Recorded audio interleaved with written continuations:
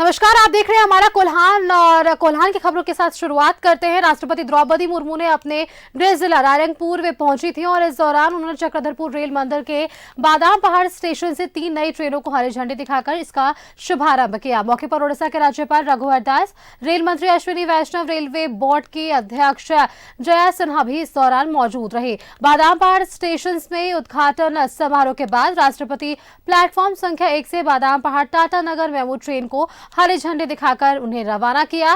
इसके बाद लाइन 3 से बादाम पहाड़ से शालीमार जाने वाली एक्सप्रेस को उन्होंने हरी झंडी दिखाकर रवाना करने के बाद एक बार फिर से प्लेटफॉर्म 1 से बादाम पहाड़ राउरकेला एक्सप्रेस ट्रेन को हरी झंडी दिखाकर रवाना किया। इसके अलावा राष्ट्रपति ने बादाम पहाड़ रायरंगपुर स्टेशन के सौंदर्यीकरण और पुनरुद्धार कार्यक्रम का शिलान्यास भी किया।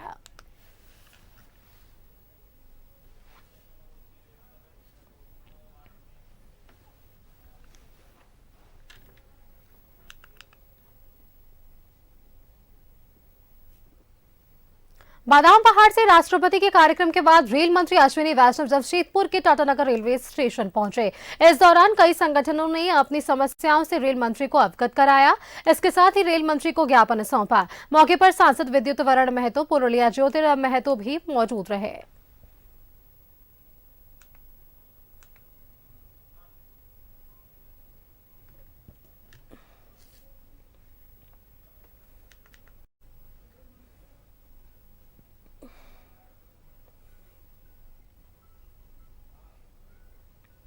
सरायकेला के चांडिल में भारत सरकार के रेल मंत्री अश्विनी वैष्णव का जोरदार स्वागत किया गया। ओडिशा के बादाम पहाड़ से 3 ट्रेनों का हरी झंडी दिखाने के बाद ट्रेन चलकर टाटानगर रेलवे स्टेशन होते हुए चांडिल पहुंची, जहां बीजेपी और स्थानीय लोगों ने उनके ओर से जोरदार स्वागत किया। मौके पर रांची के सांसद संजय सेठ और जमशेदपुर सांसद विद्युत वरण महतो मौजूद रहे। आपको बता दें कि 5 करोड़ की लागत से चांडिल स्टेशन का कायाकल्प किया गया है और स्टेशन परिसर में 3 लिफ्ट्स भी लगाए जाएंगे।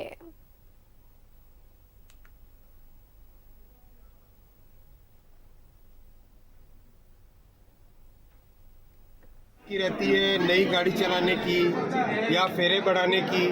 तो देखो, आज़ादी के बाद में 60-70 वर्षों तक रेलवे के ऊपर किसी ने ध्यान नहीं दिया था। नई पटरियां बनानी थी, गेज कन्वर्जन करना था, मीटर गेज से बड़ी गेज में लाना था, बिजली के तार लगाने थे। 2014 में मोदी जी जब आए, एक साथ उन्होंने रेलवे के ऊपर ध्यान देके, आप सब ने देखा, करीब 40,000 किलोमीटर रेलवे के बिजली के तार लगे। देखा आपने, 21,000 किलोमीटर पटरियां बनी। शालीमार, बादाम पहाड़, राउरकेला, इस तरह से 3 गाड़ियां आज रवाना हुई। कल एक गाड़ी संबलपुर से विशाखापट्टनम की हुई थी। वैसे ही अपने इस क्षेत्र में भी नई सर्विसेज चालू होएंगी। कि भारत की आज़ादी के 76 साल में भारत के रेल मंत्री पहली बार चांडिल आ रहे हैं। मेरी जहां तक जानकारी है कि आज तक चांडिल की धरती पर कोई रेल मंत्री अभी तक नहीं आए और सबसे पहले माननीय रेल मंत्री जी को हम धन्यवाद देना चाहेंगे कि जितनी कोविड काल में जो ट्रेनें बंद हुई उसको रिस्टोर किया गया, तुरंत चलाया गया। हम लोग तो स्टूडेंट है, दूसरे ट्रीटमेंट करने जा रहा है, तो जैसे एलएपी लगातार 1 सप्ताह था, उसी की तर्ज पर ट्रेन, एक तो नया ट्रेन चलाया जाए या तो एर्नाकुलम को रूट को चेंज करते हुए और पूरा कंटिन्यू जो है 1 सप्ताह दिया जाए। अच्छा, बॉक्सर के लिए उन्होंने बोला एकदम हमको 10 दिन में इसका सब कुछ टेबल में चाहिए। जयनगर के लिए हम लोग बात किए, जयपुर के लिए बात किए और कि एक ट्रेन हुआ चलाना बहुत जरूरी, वर्षों से मांग है, तो उन्होंने इस बात को स्वीकार किया। पूर्वी सिंहभूम में लगातार जंगली हाथियों की मौत हो रही है। घाटशिला के मुसाबनी वन क्षेत्र में एक बार फिर से 5 हाथियों की एक साथ मौत हो गई, जिससे वन विभाग के साथ प्रशासनिक महकमे में भी हड़कंप मचा है। बताया जा रहा है कि बिजली की ट्रांसमिशन लाइन की चपेट में आने से हाथियों की मौत हो गई। खास रिपोर्ट देखिए। करंट की चपेट में आने से हादसा। पूर्वी सिंहभूम के मुसाबनी वन क्षेत्र में एक साथ 5 हाथियों की मौत से हड़कंप मच गया है। मृतकों में 2 हाथी के बच्चे भी शामिल हैं। घटना ऊपर बांध के बेनासोल जंगल के पास की है।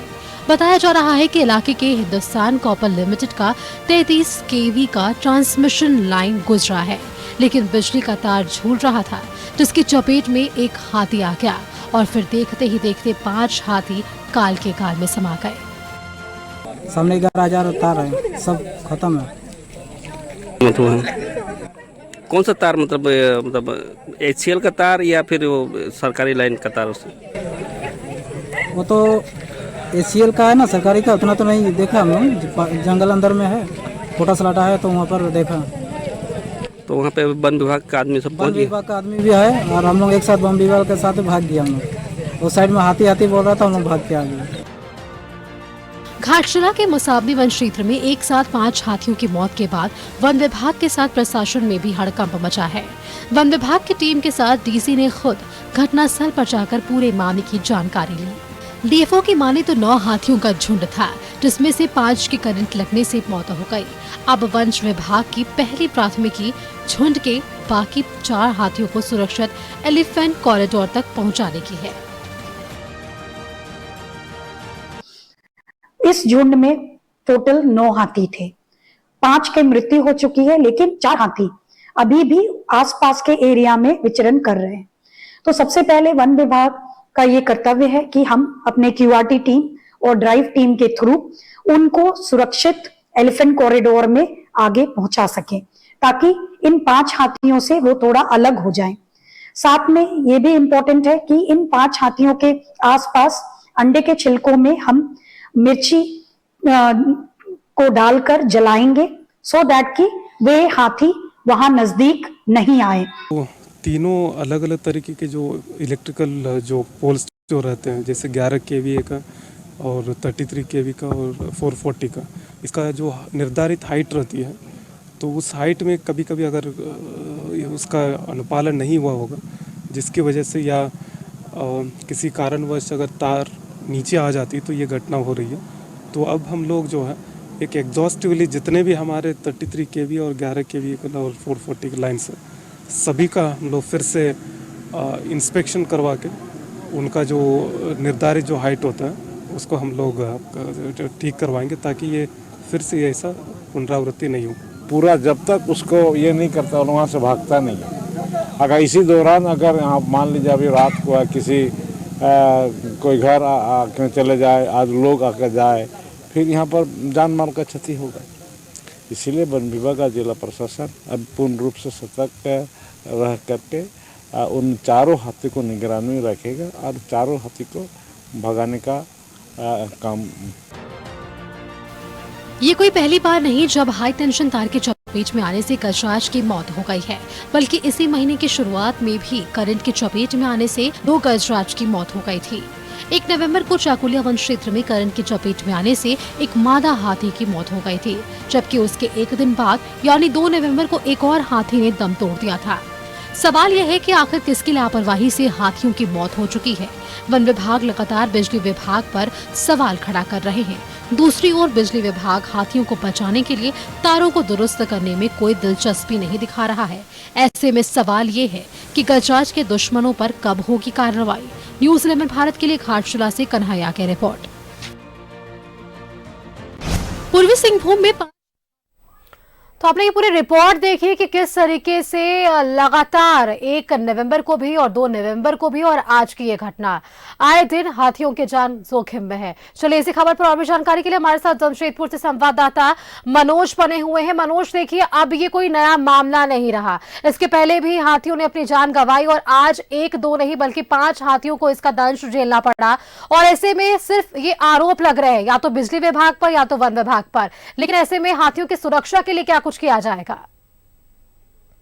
निश्चित तौर पर यह सबसे बड़ी जवाबदेही वन विभाग की है, क्योंकि अगर हाथी की मौत होती है या किसी जानवर की मौत होती है तो ये वन विभाग को जिम्मेवारी लेना पड़ेगा कि आपके गलती के कारण ही हुआ, लेकिन वन विभाग मानने को तैयार नहीं है। पिछली बार जब 2 हाथी की मौत हुई थी 1 नवंबर और 2 नवंबर को, तो उस वक्त भी वन विभाग ने कहा था कि मेरी कोई लापरवाही नहीं, हमने कोई गलती नहीं की। बिजली विभाग ने किया, बिजली विभाग ने साफ तौर पर कहा ये मेरी गलती नहीं है, तार अगर वहां टूटा या किसी प्रकार का नुकसान हुआ तो इसकी सूचना देनी चाहिए थी वन विभाग को। वन विभाग के जो लोग हैं वो कम से कम जंगल और आसपास के इलाकों में विचरण करते हैं, क्योंकि सरकार पैसा इसलिए देती है कि आप वन में घूमते रहिए ताकि जानवरों को नुकसान न पहुंचे। तो वो 2 हाथी की मौत हुई, उसके बावजूद भी न तो वन विभाग ने चेता और न ही बिजली विभाग ने चेती। अब 5 हाथी की मौत जो है अपने आप में बड़ा सवाल करता है कि क्या वाकई ये कोल्हान रेंज के जो वन विभाग के अधिकारी है वो चाहते हैं कि जानवरों की हत्या करते रहें। ये हत्या ही है, क्योंकि अगर वन विभाग चाहता तो निश्चित तौर पे ये जो हाथी है, हाथी जिस इलाके में प्रवेश किया है वो इलाका ही नहीं है आने का, क्योंकि रिहायशी इलाका है ये। जिस जगह घटना घटी है वो मूसाबानी के सटा हुआ इलाका है, उस इलाके में हाथी आ ही नहीं सकता है। हाथी का जो कॉरिडोर है, हाथी का जो रास्ता है वो सीधे दलमा की तरफ का रास्ता है और पश्चिम बंगाल और उड़ीसा के सीमावर्ती इलाके से। तो आखिर ये हाथी विचरण कर रहा है, 40, 50, 60 हाथी लगातार इन इलाकों में घूम रहा है, तो वन विभाग की जवाबदेही बनती है कि आखिर जो हाथी गांव में प्रवेश कर रहा है, फसल को नुकसान पहुंचा रहा है, लोगों को घर को क्षतिग्रस्त कर रहा है, लोगों की को रौंद रहा है, तो आखिर इसे अगर इस पर ध्यान वन विभाग की रहती तो वन निश्चित तौर पे ये 5 हाथी की जान नहीं जाती और जिस इलाके में ये मौत हुई है हाथी का वहां पर हाथी जाता ही नहीं। तो सबसे बड़ी जवाबदेही वन विभाग की है और दूसरी जवाबदेही जो है वो बिजली विभाग की है। बिजली विभाग की भी जिम्मेवारी बनती है कि जिस इलाके में अगर आपका तार जर्जर है तो तार बदलिए, पोल अगर जर्जर है तो पोल बदलिए। लेकिन अभी कई ऐसे इलाके हैं जहां बांस पे भी तार चल रहा है। अब आप समझिए कि हम कहते गए कि अब जमाना बदल गया है, हम बहुत आगे आ गए हैं, लेकिन कहां आए जहां हाथी की मौत हो जाती है, आदमी चपेट में आ जाता है। तो बिजली विभाग और वन विभाग, लेकिन सबसे बड़ी जवाबदेही वन विभाग की है, क्योंकि पिछली बार जब वन विभाग के अधिकारी से हमने बात किया था तो उन्होंने साफ तौर पर कहा था कि अब ऐसी घटना नहीं घटेगी। या तो एक अनहोनी था हो गया, लेकिन ये कैसी अनहोनी, 1 महीना भी नहीं बीता और देखिए 5 हाथी ने जान गंवा दी। तो ये सीधे तौर पे देखिए ऐसे में वन विभाग बिजली विभाग पर आरोप लगा रहा है और बिजली विभाग को इस पूरे मामले में कोई दिलचस्पी ही नहीं है फिलहाल। अब ये देखने वाली बात होती है कि खबर चलने के बाद क्या इनकी नींद जागती है या फिर और भी ऐसे हाथी इसके चपेट में आते हैं। फिलहाल आपका बहुत बहुत धन्यवाद मनोज, हमारे साथ जुड़ने के लिए और तमाम जानकारी हमारे दर्शकों तक पहुंचाने के लिए। जमशेदपुर पुलिस को बड़ी सफलता मिली। पुलिस ने चोरी की 9 बाइक बरामद कर ली। वहीं बाइक चोरी करने वाले 2 शातिर चोरों को पुलिस ने गिरफ्तार भी किया। बाइक का फर्जी कागजात बनाकर ये सभी बाइक को बेचकर पैसा कमाते थे। कागजात नहीं बना पाने पर बाइक को स्टैंड में खड़ा कर फरार हो जाते थे।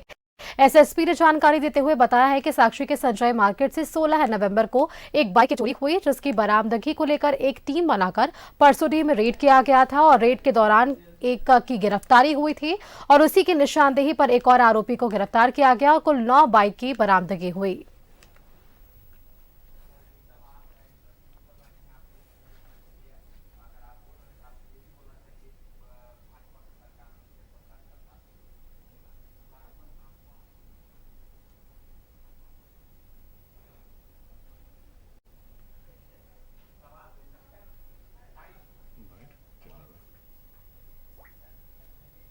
जमशेदपुर के सुराड़ी थाना में चोरी के आरोप में गिरफ्तार युवक ने हाजत में आत्महत्या करने की कोशिश की। उसने हाजत में रखे कूलेंट को पी लिया। इसके बाद उसे आनंद फानन में इलाज के लिए एमजीएम अस्पताल में भर्ती कराया गया। जानकारी के मुताबिक पुलिस पर प्रताड़ना का आरोप लगाया गया है। हालांकि आरोपी जो है वो गूंगा है। वहीं पुलिस के मुताबिक यह हाजत में नहीं था। इसे पकड़कर एक रूम में बंद किया गया था जहां कूलेंट रखा हुआ था, जिसे वह पी लिया।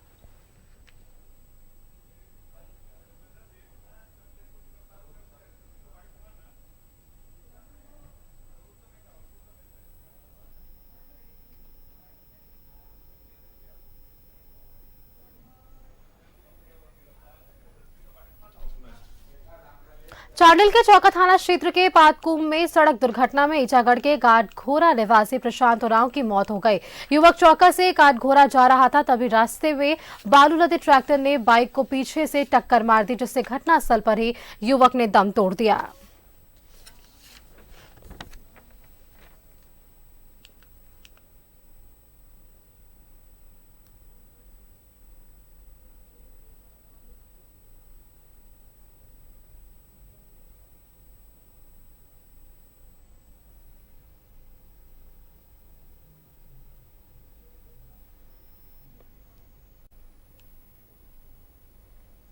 जमशेदपुर में उत्पाद विभाग को बड़ी सफलता मिली। मिनी शराब फैक्ट्री का उद्भेदन किया गया। वहीं उत्पाद विभाग की टीम ने कारोबारी को गिरफ्तार किया। हमारे संवाददाता प्रभात कुमार ने इसका जायजा लिया है।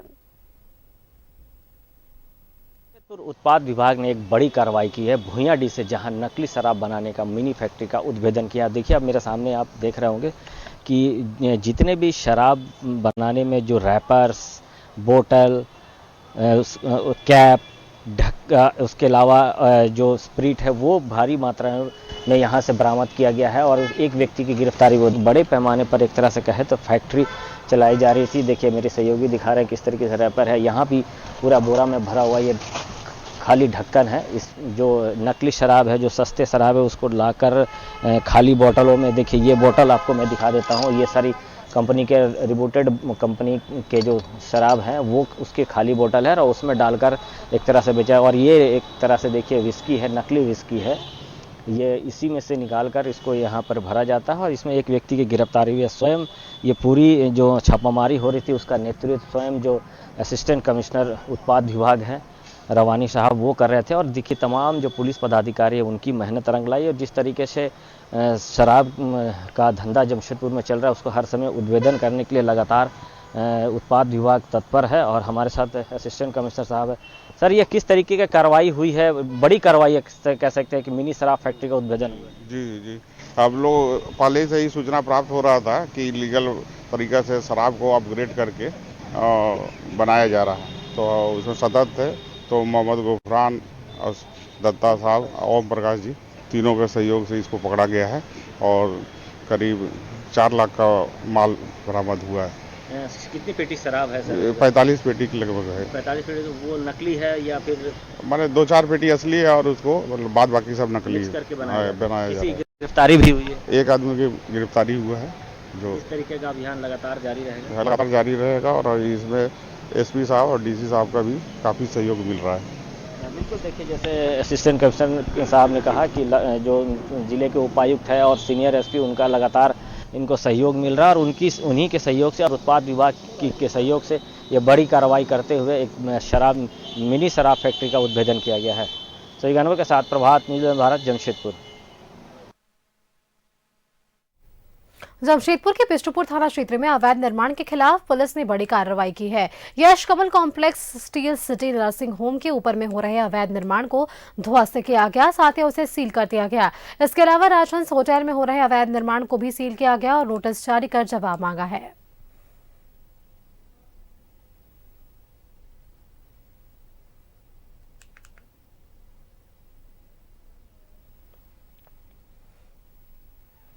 जमशेदपुर में झारखंड जनतांत्रिक महासभा की ओर से Tata steel downstream product limited company gate के समक्ष प्रदर्शन करते हुए एक दिवसीय धरना दिया गया। स्थानीय लोगों को 75% रोजगार उपलब्ध करने की मांग को लेकर धरना दिया और बड़ी संख्या में युवा इस दौरान शामिल हुए। आपको बताएं कि नियमावली 2021 और 2022 के तहत प्रत्येक कंपनी को अपनी कंपनी के कार्यों में 75% नौकरी देना है और इसी मांग को लेकर धरना दिया गया। वहीं प्रदर्शनकारियों ने बताया है कि ठेका कर्मी के रूप में 12 वर्षों से अपनी योगदान उन्होंने दिया है। अगर कंपनी मांगों को पूरा नहीं करती है तो उग्र आंदोलन भी किया जाएगा।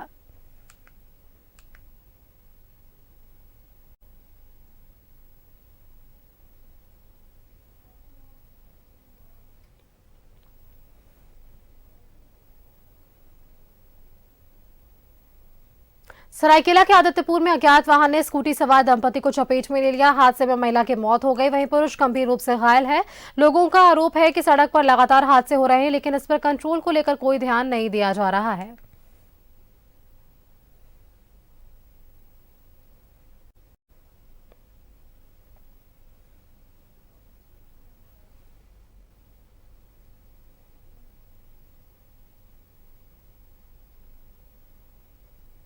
जमशेदपुर के गोविंदपुर में चोरों ने पशुपालन विभाग कर्मी के घर को निशाना बनाया।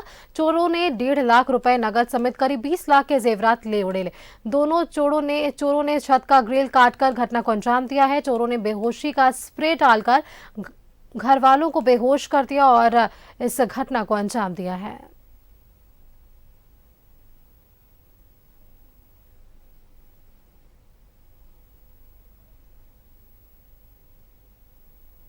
और फिलहाल मेरे साथ अपना कोहलान में इतना ही। नमस्कार।